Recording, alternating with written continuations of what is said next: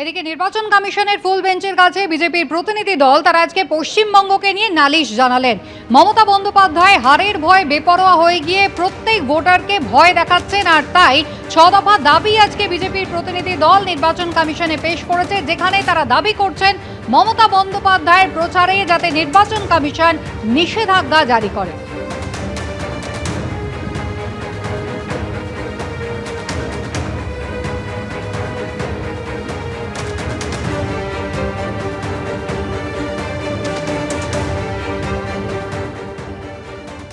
বর্তমান পরিস্থিতি, মমতা বন্দ্যোপাধ্যায় হারের ভয়ে যেভাবে তিনি ডেসপারেট হয়ে গেছে, ডেসপারেট হয়ে উনি এখন ভোটারদেরকে ভয় দেখানোর জায়গায় চলে যাচ্ছে। আমরা তার বিস্তৃত বিবরণ ইলেকশন কমিশনের সামনে তুলে ধরেছি। সিচুয়েশন তৈরি করা হবে, ভায়োলেন্স এমন করা হবে যাতে সবাই বাড়ির সামনে ডিক্লারেশন দেয় যে আমি বিজেপি করি না, আমি বিজেপি সাপোর্ট করি না।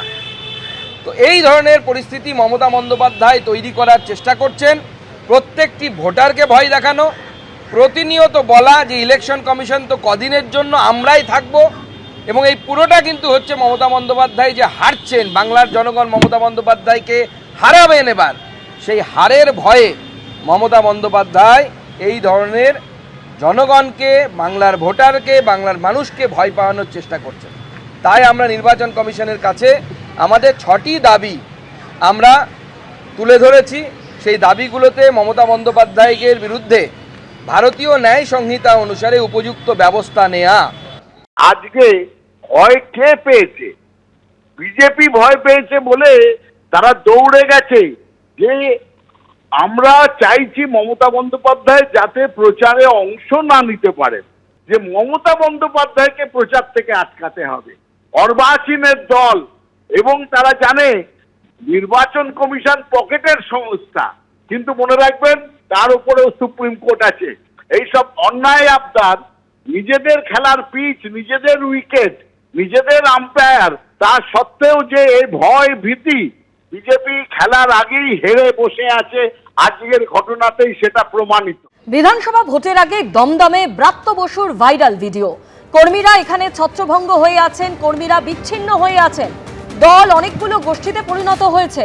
আমি আমার ভোটে গোষ্ঠীবাজি মানব না, ভোটের শেষে প্রতিটা বুথে কি রেজাল্ট হয়েছে দেখে দলনেত্রীকে চিঠি লিখব, চিঠি লিখে জানাবো 2027-এ এখান থেকে কাকে পুরো প্রতিনিধি করা যেতে পারে। দমদমের কর্মী সভায় দাঁড়িয়ে ব্রাত্য বসুর বক্তব্য ভাইরাল।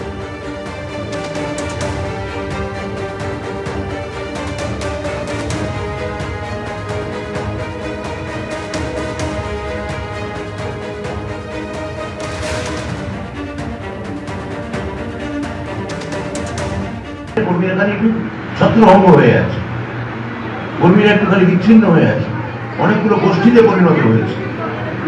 আমি বলছি আমার ভোটে আমি কোনো গোষ্ঠীবাজি মানব না, আমি কোনো লবিবাজি মানব না।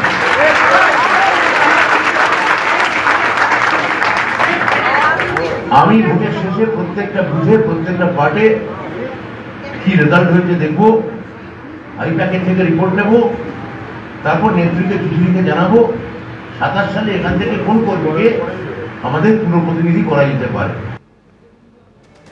কাউন্সিলর বিহীন দক্ষিণ দমদমে 3 নম্বর ওয়ার্ডে দলীয় কর্মী সভা ছিল। কর্মীদের একজোট করতে কি বলেছি তার ব্যাখ্যা দেব না, সভায় তার ভাইরাল বক্তব্য নিয়ে প্রতিক্রিয়া ব্রাত্য বসু।